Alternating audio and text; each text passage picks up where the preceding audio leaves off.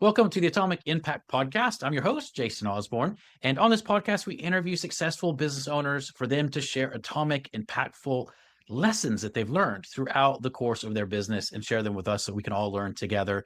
As always, the show is sponsored by the LinkedIn Reverse Podcast Method, the new way that established businesses are creating a reliable acquisition channel of conversations with their ideal prospects. We use this method to book 26 qualified leads and sales calls in 10 days without any ad spend, outreach, endless social media posting, or any of the old, ineffective traditional marketing methods that everybody hates. To find out more, direct message me on LinkedIn to have a chat. The link to that will be in the show notes below. Well, on today's show, our special guest is John Checkers. He's the owner of Checkers Truck Insurance Services, where they provide insurance for interstate commerce and logistics. So, John, thanks so much for being on the show today, man. And I just want to start off by asking you a question that I always love to start off with, which is this. If you were somehow able to go back in time to when you started your very first business, but knowing what you know now, what would you do different in the first 12 months? I would have taken classes or looked on how to be a more effective leader.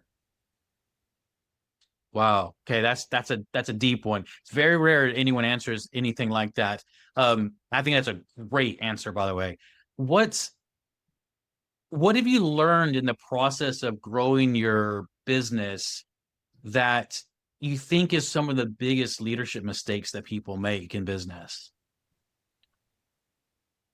Not being confident in your own decisions, allowing the maybe your employees a little too much input. And I think a lot of workplaces have gone where um, you know, we've gotten to the point where we cater so much to the workforce and every little whim and how they feel about things that we lose sight of what's the point of being here and why we're here.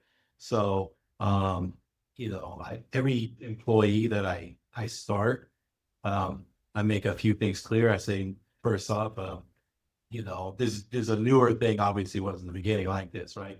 I played the more like the friend role, and now it's more the boss role where they don't no, first off, I don't want to know anything about your personal life or about you personally, right? Because the idea is to conduct business here. Now, in a sense, we're all friends, we get along great, but sometimes too much personal business is not conducive to business. It doesn't flow well like that. So that's not one thing. So because your personal life is supposed to be your personal life and your business life is supposed to be your business life. So when you come to business, this is your career. This is what you're focusing on, your career, not your personal life. Your personal life is after hours, it's on weekends and so forth. And also another thing I do right from the beginning, if I let them know that usually start everybody 90-day probationary period. I said it's your job to create a dynamic where I cannot live without you. I say because if I cannot live without you, I'm going to pay you like I cannot live without you. But if I can live without you, then I can live without you. So and that makes it pretty clear what the expectation is. So the expectation is to create your value and create a need for you here. So we don't need people to warm seats. We need people to perform functions and be an integral part of the business. So that's another thing. I'd rather hire somebody and pay more for an effective person than hire two minimum wage workers that will just create a circus, so to speak. So the one thing I've also done is been hiring a lot more college graduates, things of that nature, versus Subway sandwich artists, which Yeah. has made a more effective workplace. It's made us a lot more successful. So Yeah. I think it's really interesting. There's a lot of that culture within businesses now. And I'm not saying one way is better than another. I know many businesses thrive in different ways that they build up the business. But I think what you said was really interesting because taking that aspect of being very clear, look, you've got 90 days. It's your job to prove to me that I can't live without you. This side of that is really interesting. And I'd love to hear the impact that that's had on one, the people that accept the roles during the interview process, because I'm sure a lot of people don't like hearing that. Right? They're like, oh my God, I actually have to work here. But those that do accept it, I'm going to assume, and this is why I'm asking you the question here, John. I'm going to assume that you actually find people who really want to prove themselves as well. And I'm curious how that has developed in an increase in productivity and a better workforce within your company. Yeah, it has had a huge impact on the success of my business. So um, Steve Jobs, there's a had said like where if you get nothing but um heavy hitters, people, difference makers, you assemble a team of people who are efficient. Um, and that's what I did. It becomes its own self-policing environment where basically if you don't acclimate to the environment, then you're just going to be ostracized. Everyone's going to look at you and say, this, what is this person doing here? And that's the environment I created. And I saw that with Steve Jobs. And he had said that, if you get that right team, basically at some point, as you add the right individuals, it it polices itself because the Mm. ones who are toxic, the ones that are into their personal business, and the ones that want to sit around the water cooler and chit chat and so forth, everybody looks at them like, what is this person doing? And you're going to fill out a place. So, now I have 14 employees at this point. So it's that type of environment, and that makes a very big difference in how effective I'm able to run fairly lean.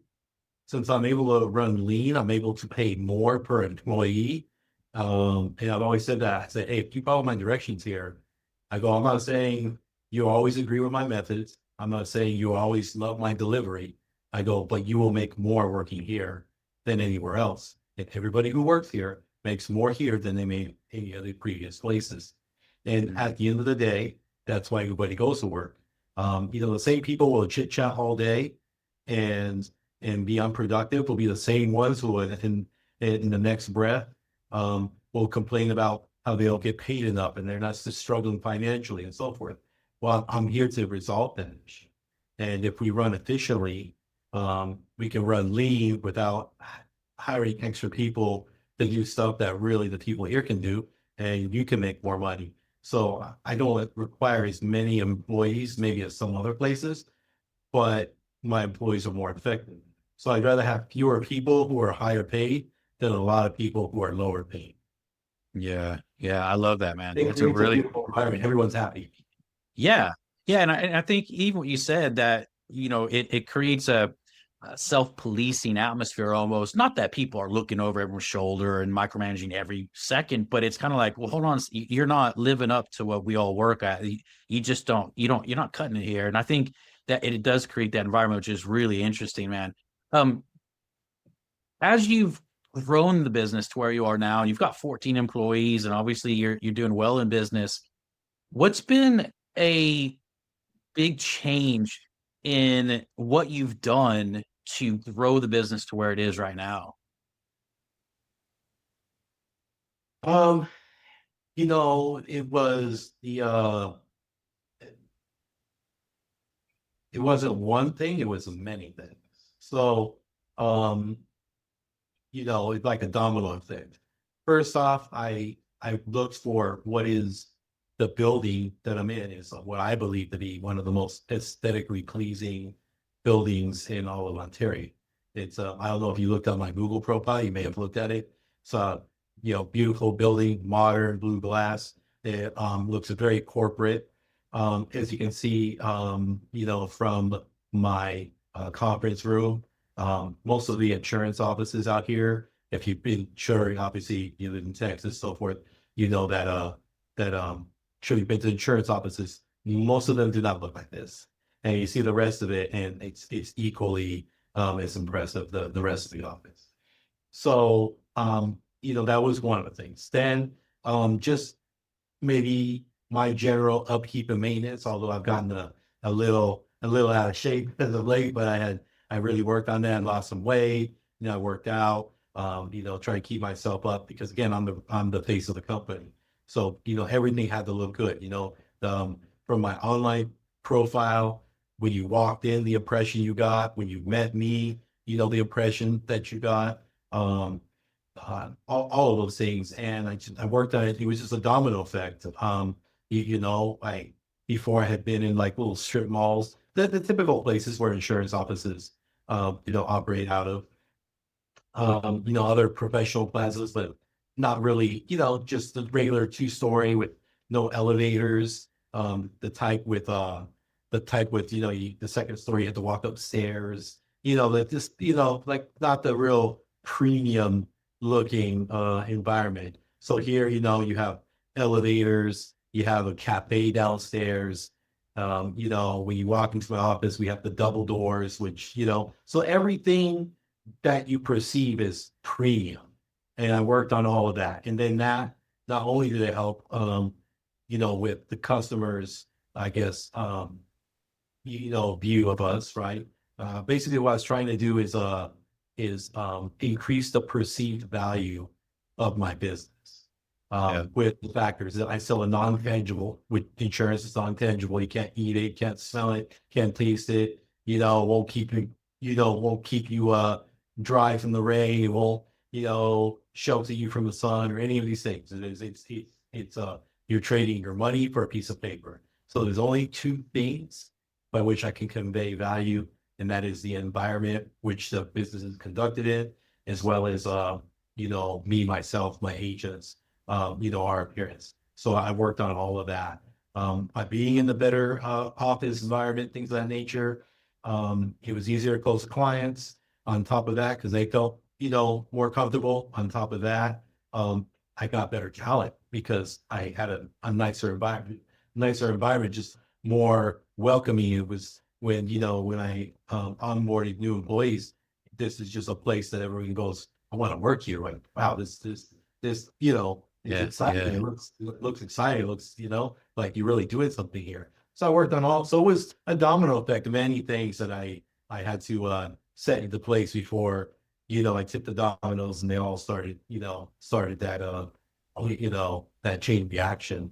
And Yeah. here I am. And we've been, last year we had a 50% growth year over the prior year. And Amazing. it's not over, but we're trending right now about 40 over, not over last year, as of this year. So, and some of the things I set into place, will probably pay dividends, um, this, third and fourth quarters. So I might end it with a 50-60 growth over last year. So, um, the Amazing. thing, the things really, took off and worked. So I'm very happy. But it wasn't one thing; it was many things. But I started with one thing, and then after Yeah. one thing, I went to the next thing, and I just stopped making excuses. Yeah. Yeah. Yeah. Well, that's a big one, isn't it? Man, there's so much to for anyone listening to kind of dig out of what you said there. Well, I'm going to ask, we're kind of running out of time, but I'm going to ask you a question around this, John, because I'm really curious about your answer on this because of all the stuff you've already said. And one of that's around the challenges in business, because we all have them. It's part of owning a business. And oftentimes we can feel alone in it. Sometimes we think, gosh, I'm the only one that's gone through that. But I'd like to ask you, what's the number one biggest challenge that you faced in your business so far? And what's the lesson that you learned from that? The number one biggest challenge, Yeah. that I didn't have a problem hiring, that I have a problem firing. Okay. So the biggest challenge is firing fast. Is that what I'm hearing? Correct. I held on to the wrong people too long, Yeah. Yeah. and Sounds they like, affected the good people that I have. So now, if you come in, if you're toxic, if you don't mesh with the culture of the office, you have to go. That's just what it is. yeah. Go to a place where you feel comfortable. It's not a personal thing. It's just if you're not happy here and you do not like it here, then you need to go to where you're happy, right? Yeah. So yeah. It's on you, it's Yeah. me. The right. Yeah. But I mean, I think that's really good that, it sounds like you put a lot of things in place to minimize hiring the wrong people in the first place. But then when you do, Correct. learning that, okay, well, let's just get rid of those people fast. As you said, they're better fit somewhere else, just not for here. So that's amazing, man. That's amazing. Well, over the next, say, 2 to 3 years of the business, what are your goals? What would you like to achieve? I work about 70 hours plus a week. Um, I don't know, 70, 80 hours a week. My goal is to get it maybe a 30 to 40 hour work week, which I could do standing on my head. So, and that will actually give me a little more of a personal life, and so I can sort of enjoy the fruits of the labor. I've got a lot of toys. I don't have time to enjoy them. Something I used to see when I was younger, and I never understood that on the other side. I would see the people who had toys and things of this nature. I'm like, hey, you never use this, and then they go, "Oh, I don't have time," and I could never understand that till now that I'm on the other side, and I go, wow, okay, yeah, I have I got a Porsche, a Vendetta, a Corvette, a Lexus, an off-road Jeep. I got a yacht. I got multiple properties, and I don't get to use much of it. So, Yeah. so that's what it is. And as well as spend more time with my daughter, things of that nature. Those are my goals, because obviously everybody gets in the business looking for more freedom, right? That's essentially what you want is freedom. But what a lot of people don't realize is that you're actually going to have to sacrifice a lot of your freedom in the beginning, and you have to build a system. And a lot of people don't understand that there's a difference between being self-employed and having a business. A lot of people think they have a business, but I'm like, you're just self-employed. You don't work for anybody, but you don't have a business, Yeah. because people do not run businesses, systems run business. So he's implementing systems where those systems run the business. So another Yeah. thing we've done as well is we've implemented a lot of AI into everything we do. So my office manager slash accountant, all the, he's using we're using Claude right now, and then we're using something open air. I think is the one for it's like similar to Excel, and in running reports to that, and allowing Claude to do that. My marketing guy is also doing build my website and everything, through Claude as well. So we're implementing that, obviously embracing the new technology as well, which again, what it allows a one person to be more effective, Yeah. and I'd rather pay that one more effective person a little more money than split it between two people. I'd Yeah. rather have one happy person than two not so happy people. Yeah. Again, it produces a better environment. So, and utilizing that technology, implementing the systems, next 2 or 3 years, I'm hoping to win back my freedom. That's what I want. But I'm willing to make that sacrifice because, no one's going to make it. Yeah. No, I love it, man. I think it's great goals for sure. So, well, John, for people that are wanting to learn a little bit more about what you guys do and how you can help them, what's the best place for them to contact you on? Um, www.checkersinsurance.com, or just Google Checkers Truck Insurance Services. We're highly rated on, Google. We're highly rated on Yelp. We've been in business for 24 years, so I must have been doing something right to still be here 24 years later. No, although admittedly in the beginning the success was mediocre, but as of late it has been very good. So, and obviously we're good at what we do, because if we weren't, we wouldn't be here. So in the Inland Empire, where we're located, which is like a trucking hub, we're known as the go-to agents. All the dealerships, they send me people. All the permit places, they send me people because they're known. They send the customer here, it gets done, it's professional. They're going to get an Yeah. answer. They're going to get a quote. They're going to be treated professionally by people who want to be here. you're not gonna be dealing with anybody who's gonna be dismissive of you and they're doing you a favor. Like everybody here is eager to do their job and do it with enthusiasm.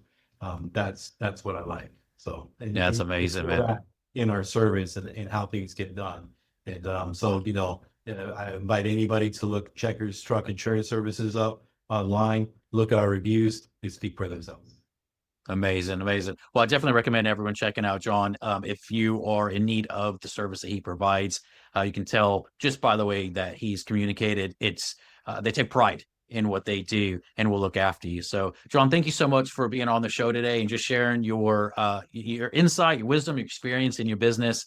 Really, really appreciate that, man. And as a reminder for everyone listening, the show is sponsored by the LinkedIn Reverse Podcast Method, the new way that established businesses are creating a reliable acquisition channel of conversations with their ideal prospects without using any of the old, ineffective traditional marketing methods that everybody hates. To find out more, direct message me on LinkedIn to have a chat. That's Jason A. Osborn. The link to that will be in the show notes below. And until next episode, stay inspired.